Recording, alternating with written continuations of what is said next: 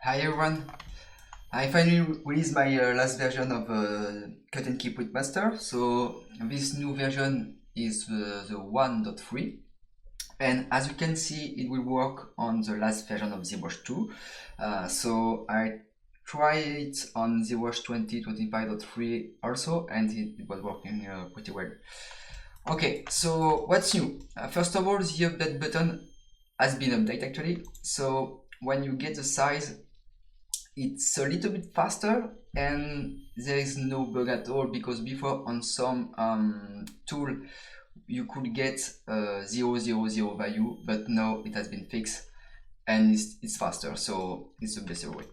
Okay, now if I press a mask on here because I want to cut it from here, so before there is only one cutter shape possible, so let's create it, add a key and check it.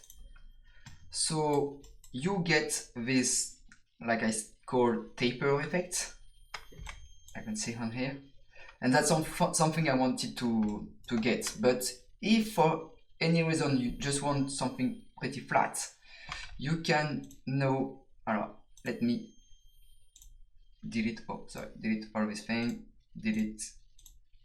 Okay, you can now press the flatten button, and when you create your cutter,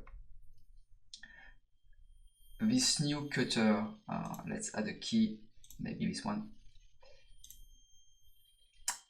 is mostly flat. I say mostly because of course if your mask has some curve, you won't get something flat, but you won't get this taper effect if you have the flatten button on. Okay, the other thing is, if you, let me change the gap size, something like bigger at 0.6.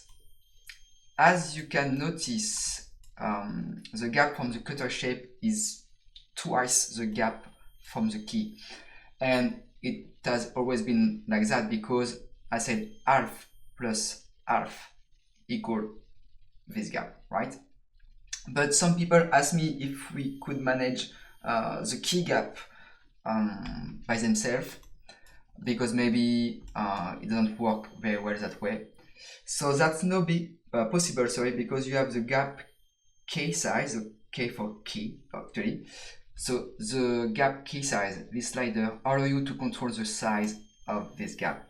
So here don't do anything, because for now gap size and gap key size are linked together by this link button on the left. But if you unpress the link button, you can now change the gap key size, and so now 0.6 for the cutter shape and 1.2 for the key shape, and that way you get the same gap from here to here. All right, and you can of course control the cutter shape by itself and do whatever you want. If you change the size of the whole model, it will update both sides, of course. So that's something new. It's up to you to use it or not. If you link them again, it will just change the value of the K gap, as you can see. All right, so let's say 0.6. Nice. Let's just do another cut quickly. So maybe here and then, oops, sorry, here. Oh, I don't want the symmetry. Oh, come on. Okay, and this one I won't activate the flatten button.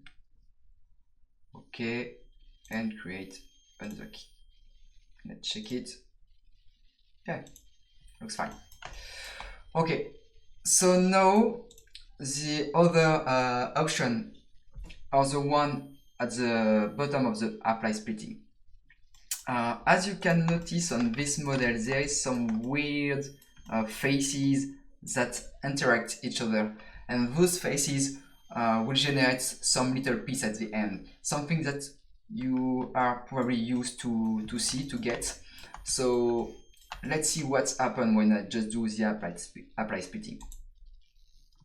So as you can see here, there is a Boolean process, and then you would get many subtools, and it can take some time to go over all the subtools, right? And I know it can be annoying, and if you have too many one, it can even crash. So let's check the results here. So I do have my my shape, but so I mean the leg, of course. I mean not the leg, but bottom part. I should have the leg somewhere, and yes, maybe no, this one. Okay. Anyway, you get some weird part, right? So to get rid of this little shape, you need to use a clean split by size. It was there before, right? And that works pretty well, sure. Okay, but it takes some time. Let's say you want to get it a little bit faster. During the apply splitting, there is a close all option, and you don't need to use it most of the time, but so if you don't need it, actually just uncheck this button and you will get exactly the same result, but it would be much faster.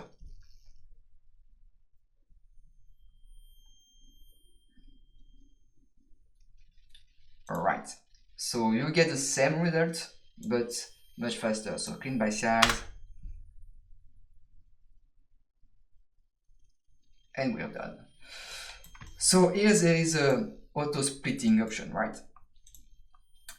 And of course, as you see, you can disable the auto split. So the Boolean operation will work, but you won't split the model. And if you don't split, you won't get this little shape, of course. So let's just uncheck this one. By the way, if you uncheck auto split, even if close all is checked, it should not do anything actually. So let's just apply splitting.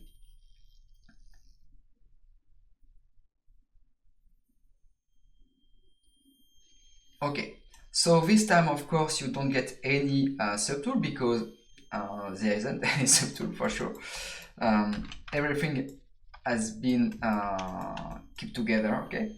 But if you select like this polygroup, oh sorry, and then this one, and then this one, as you can notice, all of the little shape we get before are there, right? But because we didn't auto split them, you can just hide them and delete them, and then group split.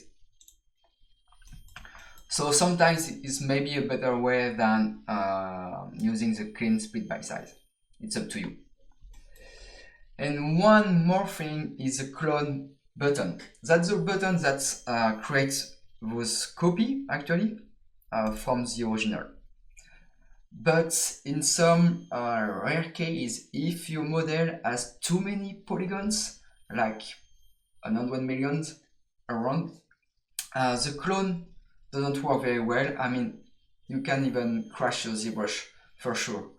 And that's because the clone is not able to, I mean, to work with too many polygons. But you need to have like, yeah, around 100 million, I guess, depending on of your machine.